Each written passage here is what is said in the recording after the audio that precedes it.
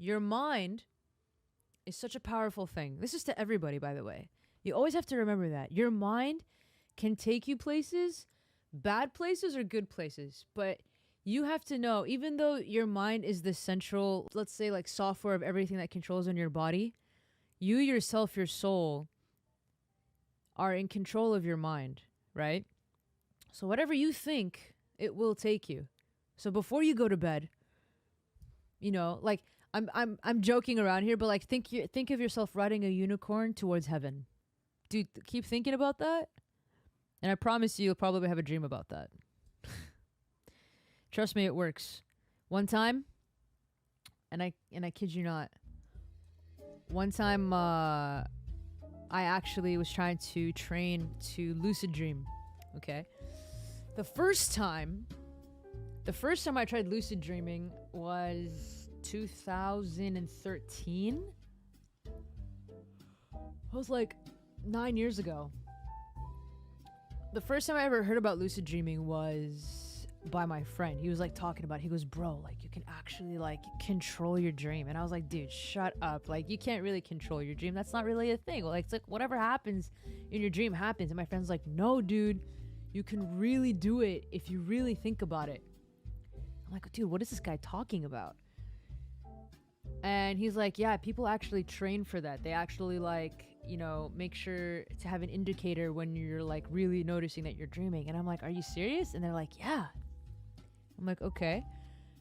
And tell me more. And he started telling me more about it. And I was like, so it was subconsciously the practice thought was in my head. And then one day, guys, I shit you not, okay? One day I was sleeping. And I don't know what it was, dude, but I like was talking to someone in my dream. And during that conversation, I will never forget this. During my conversation, I wake up in my dream and I'm like, I'm dreaming right now. Like in my head. And the person in front of me just stops talking.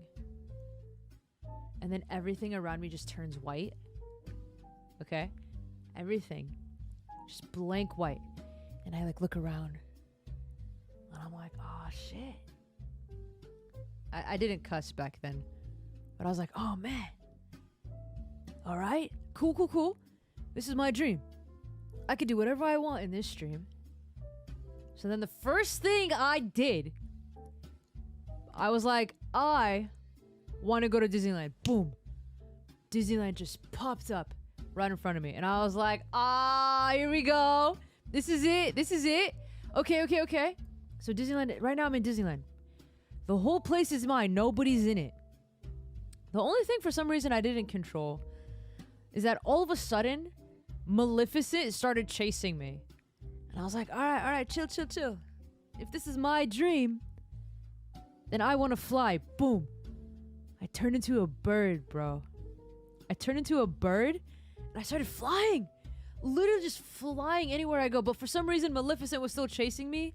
Yeah, for some reason, I couldn't control why Maleficent was still chasing me. But I was like, bro. I'm like, if this is my dream, then boom, I want to swim. And I literally just turned into a mermaid. And I just like, from a bird, I turned into a mermaid. And then I dove down into the water. I just started swimming. And then I like woke up from the dream. And I was like, whoa. That was the coolest thing I've ever done. That was the first time I ever lucid dreamed.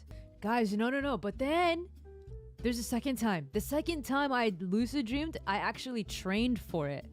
So when you want to lucid dream, first thing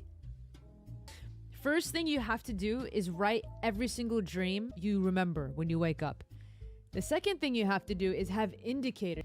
So when you're dreaming, you kind of train your head to recognize like what the indicator you want to see so you can wake up in your dream. So the indicator for me was the palm of my hand.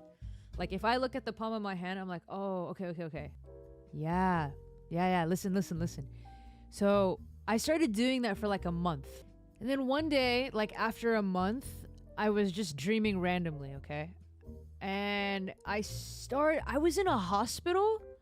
I don't know. I was just like walking around the hospital, but it was like it wasn't very dark. It was just dim lighted. And I'm like, dude, why am I even in a hospital to begin with? So then for some reason I tripped and fell. And so when I fell, like I look at my hand. I don't know how I got to that point. I look at my hand. This is exactly what happened in my dream, okay? I looked at my hand and I was like, I did it! Like, I was literally, like, shocked. Like, I freaking did it. I'm in the dream, son! I'm in the Twilight Zone! So, of course, the first thing I wanted to do was fly. Because that's the only opportunity I can get to, like, physically fly and just defy gravity. You know how amazing it is to fly in your dream? It's like, I have so many flying dreams. I have a lot of flying dreams to tell you. I remember all of them. So I started flying, but it was just me like being unstable and flying. Cause that's the first thing I wanted to do. Like I didn't care about anything else. Like I literally was just like, okay guys, come on, think happy thoughts, just fly. Like as if like I needed pixie dust or something. And then I couldn't hold the lucid dream long enough and I woke up. And I haven't lucid dreamed since. I think that was like 2 years ago. But dude, one time I had a dream where I was hanging out with Peter Pan. That was dope. My parents weren't there. I was part of the Lost Boys team. And I was like, dude, this is it. Like I made it. Like this is life. This is gonna be the rest of my life. Fighting pirates, being with Peter Pan and the Lost Boys. I mean, what could be better than this? And then my parents show up. They're like, okay, Sarah, it's time to go. And I like look around and I'm like who are these guys? Why are they picking me up? Like, I don't want to be associated with them. Sarah, come on. It's time to go. And I'm like, bro, what? And you know who took my spot to hang out with the Lost Boys? A friend that I'm not even friends with anymore. And she just came in and was just like, all right, I'm taking over. And then I lost my ability to fly. And I slowly started leaving Neverland. Like, it was great. It was a great first half, you guys. It was a great first half. And the second half, I was like, what the fuck is this dream? Why was I even given this dream? Can we just stay in the first half? Please? And then I woke up, and I woke up livid. I was like, this dream? Why did this happen? But, I mean, you know, it's signs, right? I'm no longer friends with that person. Never know. And then another flying dream. Oh my god, this was a good one. I was fighting side by side with Superman, and I had Superman's powers with him. He has his powers, and I'm Kryptonian. I am Kryptonian. Super strength, super speed, laser beam, flame resistant, everything. And so we were fighting side by side, and we had to defeat Joker. So Joker had Lois Lane, and he was about to throw Lois Lane. She was like tied up in a chair, and Joker was about to throw her in the incinerator. Isn't that crazy? And Superman has appointed me the responsibility to go save Lois Lane. Like, I don't know why he didn't want to save Lois Lane, but he appointed me because he had some other dangers that he had to take care of. As if Lois Lane is not the important person in this situation. So I was like, so you got it, Clark Kent. I got you. I will save Lois Lane. And then, dude, I was like speeding, trying to find the Joker before she's thrown into the incinerator. And of course, I have also super hearing. So I'm like flying through, trying to find her. And I found her. And bro, Joker literally throws her in the incinerator, and I lost. And then you know when you're in a video game and like you lose the battle, and it's just like it fades to black, and then like you either hear a laugh or like a better luck next time, kid. You know, like those things, like it fades to black. So that's what happened. And it was just like and then the Joker's laugh. I couldn't see myself, but I know it faded to black.